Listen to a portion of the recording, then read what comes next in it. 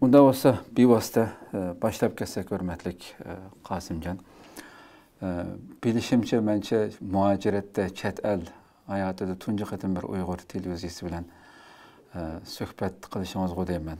Chunki ko'rib baxmadim, vatan ichida ko'p degan televiziya programmasiga chiqqandingiz. Shuning uchun yuqori deganimdagi vatanimizdagi xalqimiz sizni bo'lib Atlan ingliz tili maktabi bilan kerak tunidi. Şuna öz ağzınızdan bugün İstiqlalning tunji mehmoni bo'lib qatnashdingiz. Rahmat aytamiz va Qosimjon Abdurahim kim sizdan biroz anglab boqaylik. Rahmat sizga. Bayat siz tanishtirib o'tdingiz. Bir qancha nuqtani qaytadan qayd qilish to'g'ri. Xitoyda men ingliz tilini sohasida qatnashgan ikki qatim memleketlik musobaqa qatnashdim. Başladı keyin. Bunun birincisi de eng uzun mukofoti degan mukofotga erishdim. İkincisi de 23 nefer shu hal qiluvchi musobaqa qatnashgan mahirlarning ichida natijam birinchi bo'ldi. 97 da mancha degan natija bilan 100 nomerning ichida birinchi bo'ldi, lekin birinchi bo'lgandan keyin bu Xitoy televiziyasi oldingi 6 nefer mahirni tanlab, yani qaytadan ularning universal har xil saviyalarini sinab, bunun için oyun xarakterli qilib, andın birinchi, ikkinchi, uchinchini tanlaymiz deb. Gerçi men birinchi bo'lib qolgan bo'lsam, oxirgi 6 neferning ichida men 3-dereceli mukofotga, ya'ni shuna bir mukofotga erishdim. Undan boshqa tomoshabinlar qilgan mahir degan mukofot. Shunga birinchi deganimiz to'g'ri, lekin Xitoy birinchi bo'lsa-mu, oxirida 3-dereceli mukofot bilan mukofotlagan bo'ldi. Shunga bu yerga bir faktlik uchradi. Yani birisi sizin sorgan sualınıza nispeten siz özünüz doğrusu azırak bir tanıştırıp özsünüz geldi. Bayatın siz isimini dediniz, Qosimjon Abdurahim Qashqar. Qashqar deb bu familiyani men qonunli qalda Amerikada ismimni yani pasportga Xitoycha ajlash o'qilolmaydigan bir isimdan qonunli o'qiladigan ismni o'zgartirib Qashqar deb qo'llandim. Benim ata boğulurum. Yaşap gelgen şehir özem tolup çoğunluğun şeklini famil kılıp kalırdı. Hem de deyilgendek ben Qashqar'da çoğunluğun 13 yaşımda mektepten çıkıp Qashqar Yemavaza deyimiz. Başta Odal'da deyimiz, Xanbazır deyimiz. Bazarlarda tağamның ticaretiga yordamlashib, keyin tağamның ticaretini davomlashtirib, etlan shug'ullarni bu jarayonda arab tili, urdu tili, undan keyin ingliz tili qatorli tillarni o'rgangan bo'ldim. Oxirida ingliz tilidan ma'lum o'zib chiqish bo'ldi. Keyin andin maktabda cho'qim o'qishim kerak, chet elga chiqib o'qiyman deganni asos qilib turib, ya'ni shu nishonning turtkisida o'rta maktabga qaytib kirib qaytadan Xitoyda oliy maktab imtihoni ikki qatim, birinchi qatim o'tolmay, ikkinchi qatim imtihon berib o'tab, ya'ni Urumchiga Xitoyda Xinjiang Universiteti deb tanilgan shu oliy maktabda o'qigan bo'ldim. Mening kasbim Xitoy tili va adabiyoti degan kasbda o'qidim. U vaqtda hamda oliy maktabda o'qish jarayonida men bir tarafdan o'qigach, bir tarafdan ingliz tilida shu oliy maktab Urumchilik oliy maktab o'quvchilari ingliz tilida dars o'tgan bo'ldim. Keyin mamlakatlik musobaqada Xitoyning shu musobaqalarda natijaga erishib, oxirida Avstraliyaga 2005-yili tunji qatim chet elga chiqqan bo'ldim. Ya'ni shu musobaqadagi natijamning turtkisida Xitoy oliy maktab o'quvchilariga vakil bo'lib, Avstraliyada o'tkazilgan xalqaro ingliz tili oliy maktab o'quvchilarining bas münazara müsabaqasiga chiqib, 2015-yilda qatnashdim.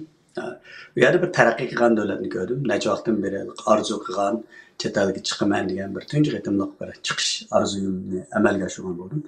Shu vaqtda men vatanga qaytib ketib, shu yerda yanala shu ingliz tili maktabini qurishga tutish qilsam bo'ldi ekan degan bir kuchlik, ya'ni orzuning turtkisida vatanga qaytib bu maktab qurishga kirishdim. Agar shu vaqtda maktab Uyg'urlarning maktablari taqalayotgan, Uyg'urlarga maktab ichish asosan mumkin emas deyilayotgan vaqtda men 1 yildan ortiq vaqt shu uzluksiz tirishchanlik ko'rsatib oxiri Atlan til tarbiyalash markazi degan qonunliq Xitoy kenishga bergan shundoq bir maktabni qurib chiqqan bo'ldim.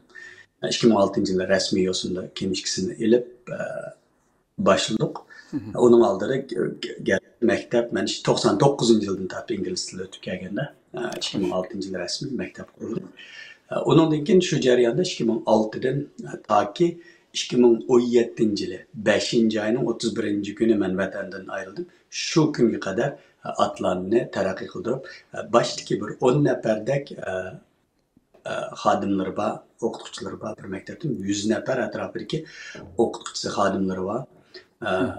Chet elliklarni o'zlagan, amerikaliklardan tortib ishlaydigan bir maktabni taraqqiy qilib shu yerga keldim. Endi bu vaqtda vatanda mayli deyilayotgan Xitoy nom qo'ygan Xinjiang Uyg'ur avtonom rayonida bo'lsin yoki Xitoyninki davlat sahnalarda bo'lsin har xil nomlarga masalan namunalik yosh egilik tikuvchi degandek eng oxiridagi erishgan natija shunaq nom nim bo'ldi deganda 2017-yil 5-oyning 4-kuni bu Xitoyda yoshlar bayrami bu vaqtda meni namunalik yosh egilik tikuvchi degan nom bilan Ürümçi'den birden-bir Uyg'ur olup men Beijing'e verip bu şu mukofotni qabul qilishga bordim. U yerda Xitoyninki Xi Jinpingninki ostida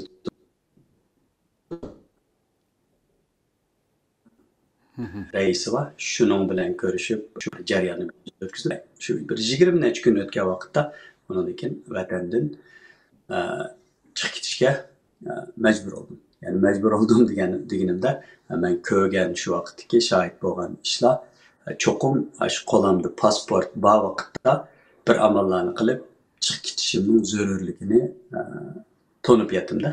Chiqib ketmasam bu yerda yo Xitoyninki shu tashviqotining quroli bo'ldimi, bundaq bo'lmoqmi oson emas. Yani birisi yoki bo'lib butunlay yo'q bo'lma demoqchi.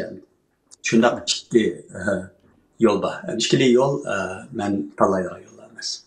Shuning bilan vatandan chiqib ketdim. Vatandan chiqib ketib shu vaqtda bir haftalik sayohatga boramiz degan yolg'on uchur bilan berib kelishning baltini ilib Dubayga chiqib u yerda 3-4 oylik vaqtni o'tkazgandan keyin mening Amerikaga vizam bor, lekin ayolimdan kichik balamning yo'q. Shu Dubayda vizaga yo'llarni menib Amerika konsuliga kirib ayolimga balamga vizani olgandan keyin oxiri 10-oyda 2017-yil 10-oyda Amerikaga kelgan bo'ldim. Kelib bir mezgil bir oy atrofida o'tgandan keyin Amerikada bir yaxshi ishning borligini, yaxshi ishligini hamda bu shunday o'xshash bexatarlik tuyg'usi asosan tugagan kishilarga bu Amerikada panohlik tilgili bo'lganligini bilgandan keyin Amerikada panohlik tildim.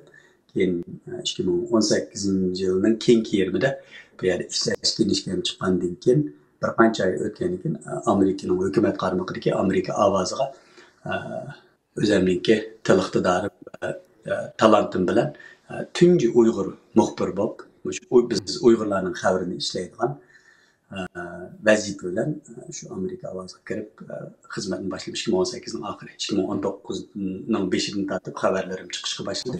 Taki mush yilningki taki 3-oyning 15-kuni Trump hukumati bu Amerika ovozini texnik kichikiltib asosan shu qonun da bekitilgan eng kichik holatga akilish kerak deb meningki xizmatdoshlarim men qatorliqlar biz bu Amerika ovoziga xizmatimizdan ayrilgan bo'ldik 1200 atrofidagi. Shuning bilan mening Amerika ovoziga muxbirlik hayotim bu yerda oxirlashdi.